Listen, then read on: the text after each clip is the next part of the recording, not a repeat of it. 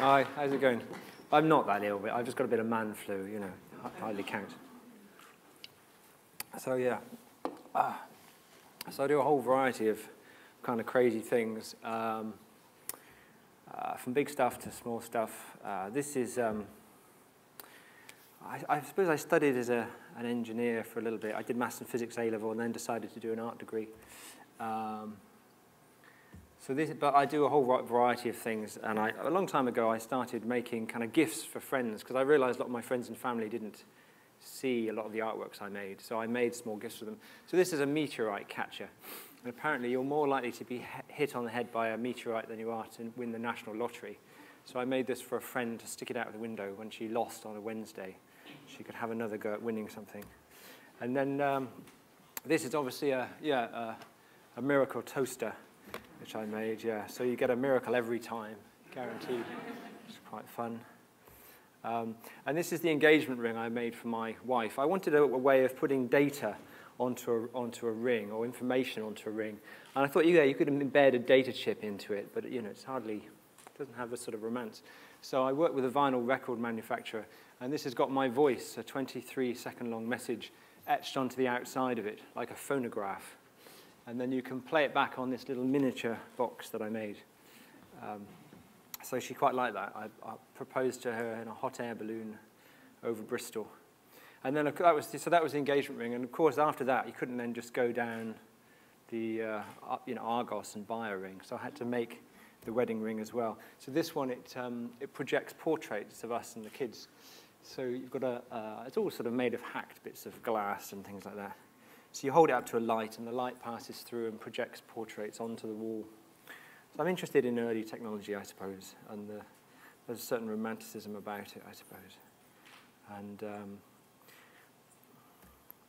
I'm living in Bristol, and we've got the highest tidal range in Europe. I think the second highest in the world. There's something like 14 meters between high tide and low tide. And it's the moon that's making that happen, but also the channel, sort of amplifying the influence of that, sort of focusing and amplifying it.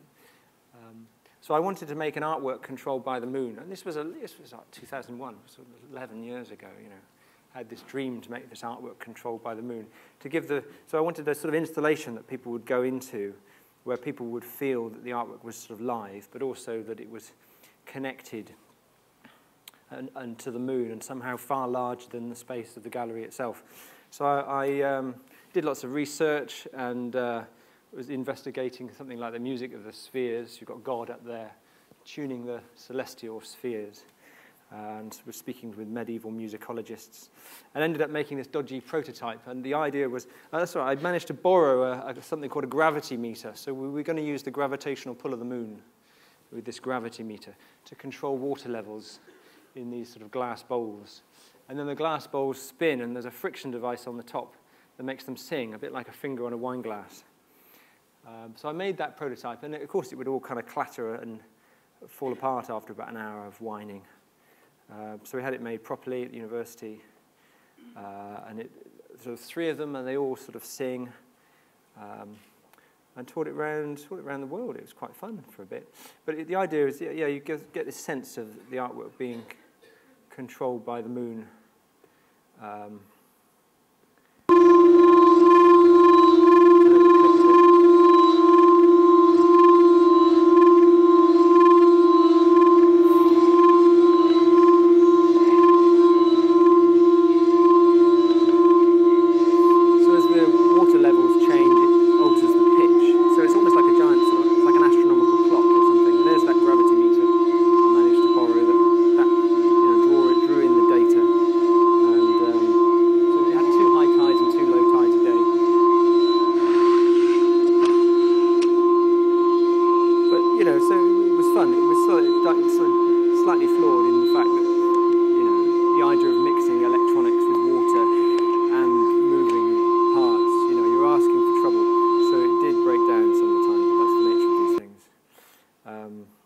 We're also used to, your phone, you just think it's going to work, and it's because it's had, 25,000 hours of testing, whereas artists don't have 25,000 hours of testing. So everything that an artist does is a sort of prototype, I suppose.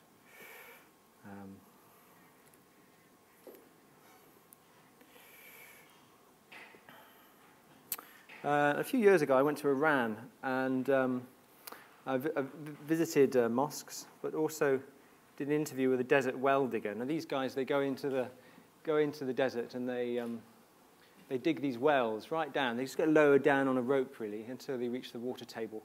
And then once they've been, it's incredibly dangerous. Then they sort of dig across these long tunnels that go underneath the sand, underneath the desert. And in that way, they can transport water out of the sand, out of the desert, and into the town. And there's something like 25,000 of these qanats right across Iran and the Middle East. But the desert well digger I spoke with, often they're called mechane, these guys, and they often wear white because the tunnels can sometimes collapse and they're buried alive. So they're dressed in their traditional Islamic colors, ready for death, ready to go. But he talked about how sometimes the wells would sing and howl in the wind. And it gave me an idea to make my own sculpture that would sing in the wind. And visiting mosques as well, the geometry of this is absolutely exquisite. And it's sort of all combined. And so I had this idea to create an artwork that would sing in the wind, and ended up using Aeolian wind harps as a way of sort of translating the movement of wind into sound. But I was also interested in the optics of tubes. This is just looking down a tube that's been internally mirrored at different times of day. You get this really nice reflection. And built a dodgy prototype out of sand and bits of straw, and then another dodgy prototype. And the idea was going to be a whole building that would all sing in the wind. But I realized, on this sort of scale, we would need something like 2 miles of stainless steel tubing, and we didn't really have the money for that. That was the dream.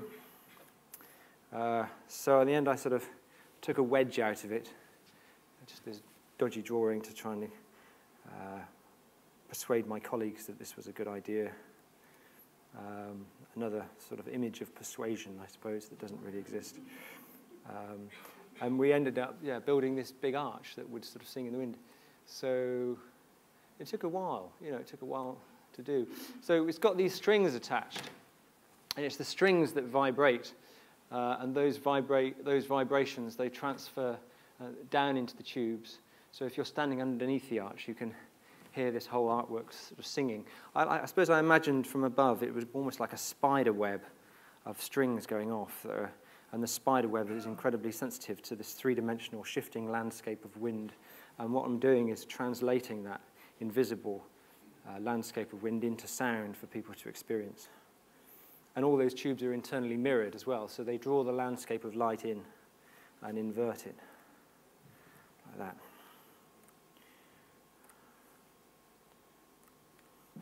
So let's see if there's a little film somewhere from that. Again, it was one of those projects that was a bit of a headache. It moves on 3 articulated lorries. We toured it around the country.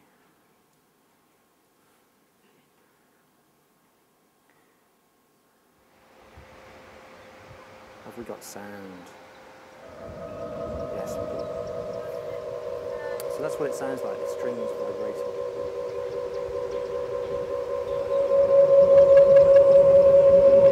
The strings go out to poles that landscape. This sound comes out of poles.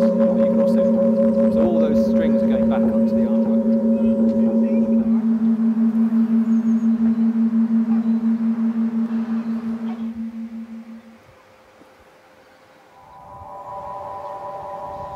Right in sort of central, at about this height, where your ears are round about there, the audio comes back at you in a very, very digital, almost a digital way. But with a very, very expensive, like slapback delay on your voice. And it sounds pure and digital. It's fantastic. All these hippies then turn up to see the Eden Project and start dangling crystals as well.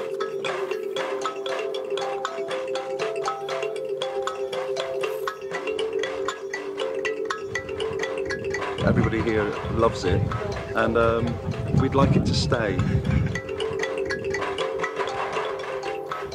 So yeah, by standing right in the middle of that arch, because it's a double curved arch, if you stand right in the middle, you both can look through all the tubes at the same time, but your sound is, any sound you make is reflected off the inside of the arch and back, so you end up with this kind of crazy echo.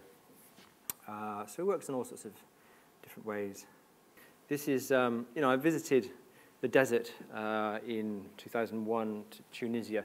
I suppose I was going after this sort of romantic idea of, what it was like, studying emptiness, And I was staying in a small town called Douz, right on the edge of the desert. And in the middle of the night, these sort of minarets would start calling. And it just lifted me into that space on the edge of sleep. It was a very beautiful experience, really, because you could hear the dust and the heat of the air absorbing the sound of these minarets, calling from right around the city. And after a while, there was about 10 calling all around me. And it just lifted me into that space on the edge of sleep. It's very beautiful. And I could almost see these layers of sound building on top of one another in my imagination. And a map of the town seemed to open up in my head. And I thought, that's a really interesting kind of perceptual location in which to think about making artwork. So instead of making an artwork that people ordinarily see in their waking life, we could think about using the space on the edge of sleep, or that space inside people's heads, to try and make artwork directly. And I came back to Bristol and bumped into a hot air balloonist. And I thought, that's ideal. What we're going to do is we're going to work with a composer and maybe a sleep psychologist and create landscapes of sound that we can play from hot air balloons to affect people's dreams at 7 in the morning. So that's what we do. We sort of strap these speakers on. There's 7 hot air balloons, 14 speakers, so they've got 14 layers of sound. And in that way, you can make this massive surround sound experience in the sky. And all that sound is projecting down into the empty streets at sort of 6, 7 in the morning. So these are photographs from Switzerland, but we've performed. And some people are awake. That's the only flaw in the plan. But they have a nice time.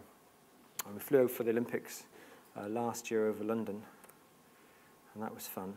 Just, the logistics of trying to make that happen over London is something else. So this is a little clip from our flight in Switzerland.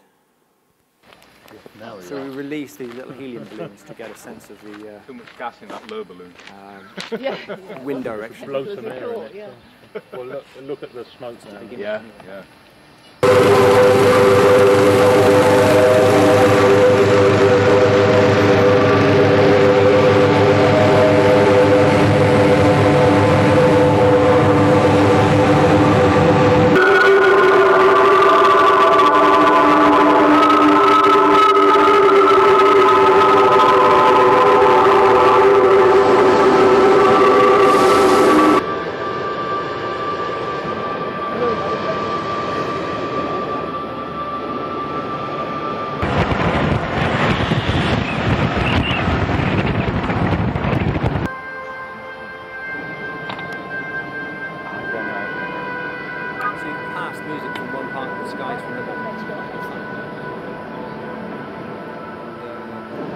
After this, I did lots of research with sleep psychologists, studying the effects of sound on sleep, thinking about whether we could actually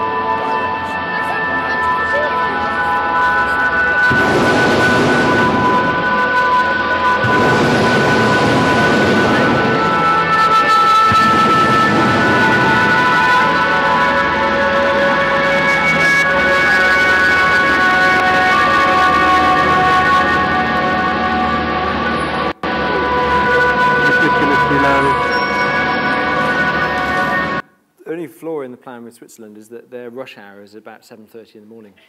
So everyone goes to work at 7:30. It's crazy, which we only found out on the day. But so the Sky Orchestra it's still touring, and there's lots of sort of sleep research that we've bolted onto it, and sort of ongoing investigation, really. So there's a lot of sort of narratives that are kind of continuing. We tried to fly with live musicians in 2007 over Birmingham with the Birmingham Symphony Orchestra in the balloons. And we all turned up to fly up in Birmingham, but it was a disaster. The Met Office got their predictions wrong, so we couldn't fly. It was too windy. And so we had, it was just a nightmare. But we had to pay all these musicians because they were on music union rates. So we'd blown something like 7,000 quid there. And then all these pilots, we had to pay them for turning up. So we'd blown like, I don't know, 15 grand and had nothing to show for it. And we'd promised the City Council of Birmingham that we'd reach an audience of something like 100,000 people. So I had to quickly come up with another idea that would reach 100,000 people with a little budget that we had left. And I had this idea to put pianos on the street for people to play. And we just put them out there, and the project's just spiraled out of control, really. I suppose it's also, it's been in New York and all around the world. What I was trying, the idea for Play Me I'm Yours came from visiting my local laundrette. And I'd see the same people there every weekend washing their underwear, but no one talking with one another. And so I thought, that there must be all these invisible communities right around a city. People waiting for the bus each day and recognizing one another, but not really talking. So I thought by putting a piano into these locations, it would activate a sort of conversation. I suppose revealing this invisible community is what the Play Me I'm Yours does. And I've installed something like 750 pianos now in 35 cities around the world. It's got a bit out of hand. World is gonna change on me. What is history? 1 and 2 came crumbling down. We act as if they're still around. Can we move ahead? Forget about the images inside our head. Can we wake the day?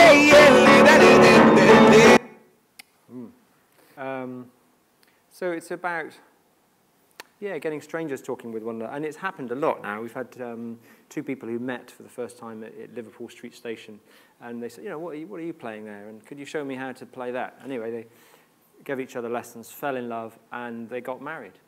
And there's been about 4 marriages now that have been attributed to the project, which is cool. And they invited me to the wedding, which was nice. And then there were 2 journalists in Sydney, and they got married. They were writing about the project from different newspapers, and they met.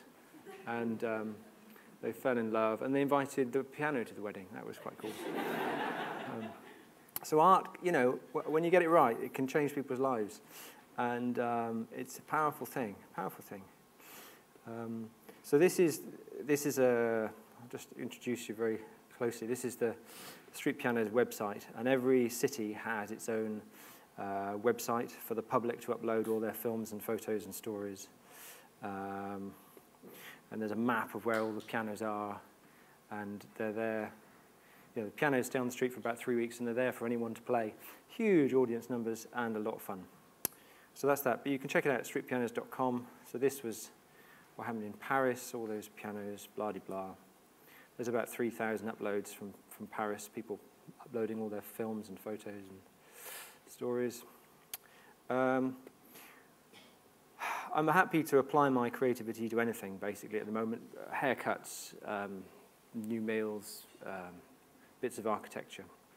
And by working with specialists, by employing specialists to make things, and it means that anything's possible. So I'm only limited by what I can kind of dream about, which is quite fun. These are all representations of HIV. See the way I'm jumping? It's a nice narrative there. So these are all images of HIV. If you go through a newspaper, you often see images of viruses used to illustrate stories about the latest sort of pandemic. And often they're brightly coloured. And I realized quite a while ago that actually viruses don't have any colour whatsoever, that they're completely transparent, because in fact viruses are smaller than the wavelength of light. But if you go through images of, go through the newspaper, you see all these brightly coloured images, and it's where organisations like the Science Photo Library, they Photoshop these images up. Sometimes the electron microscope images, if you take an image of a virus with an electron microscope, it comes out black and white, and then scientists will Photoshop them up, or journalists might do that, or the Science Photo Library. And then a journalist would phone up and say, I want a sort of dangerous-looking bacteria for my newspaper story. And, oh yeah, well, you need the red and yellow ones, you know, and they would sell them the red and yellow ones. Or they'd phone up, like, we want some healthy-looking bacteria for my, oh, well, you need the green ones, you know, that's the green ones for that. So, but you end up with a population, perhaps, you know, the public believing that viruses have color, but also that there's a sort of, people believe that these images of science are kind of truthful, whereas actually they've been manipulated to promote and emotions in us, I suppose, as we read them, to promote a sense of fear or wonderment. So I worked with a glassblower to make transparent versions of the viruses. So this is an image of swine flu, and the sculpture's about this big in glass. And it's pretty much 1 million times larger than the real thing. And I've got a little team of glassblowers that I worked with for about 6 years, and a virologist. And in fact, the first sculpture we made was this HIV artwork. And I made it really to contemplate the kind of global implications of the virus. And the Wellcome Trust bought it for their museum, which was great.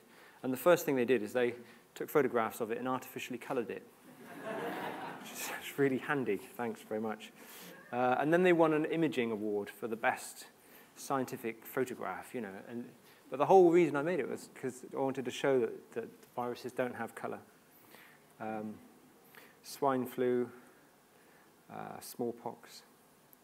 Smallpox is one of those viruses, you know, it's killed more people than any other virus in human history. But through, you know, medicine and scientific research, we've been able to completely globally eradicate it. I think there's 2 samples left, some in Russia and some in America. And there's debate about whether we should keep them for scientific research or whether we should destroy them because they're too dangerous. E. coli. And what's happened now is that these images now get, that's HIV. The images, what's that? I forgot what that one is. EV70, no, that's not that one. It's a bacteriophage. It's a bizarre, like, spaceship flying star thing.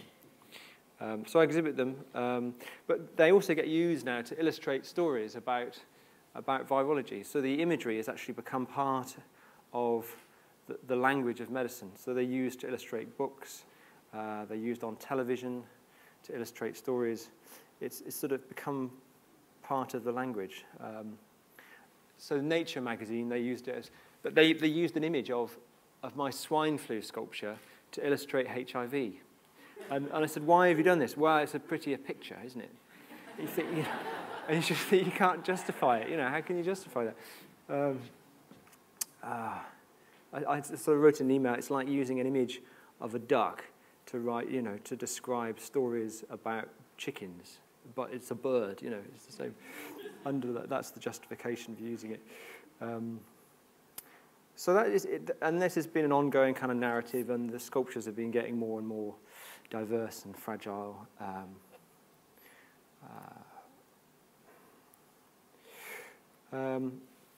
And then this is a seismograph from the Japanese earthquake. It represents 9 minutes of the vibrations, and I was asked to make some sort of representation of it. So I took that line and rotated it around the x-axis, and then it's been printed out on a 3D printer, just really as an object to contemplate, you know, time and the implications of that, of the earthquake. And I did the same with the Dow Jones for a sculpture to be made. So it was all in glass. I suppose it's about the journey of, I'm interested in the line. You know, if you take a line, a drawing, and you rotate it, you know, what meaning does it have if it's a three-dimensional object instead of a flat drawing? You know, does it convey more meaning than a simple graph? I don't know. Oh, and then this is the latest sculpture I'm working on, these sort of radiometer sculptures. Anyway, I think that's about me. Thanks very much for coming.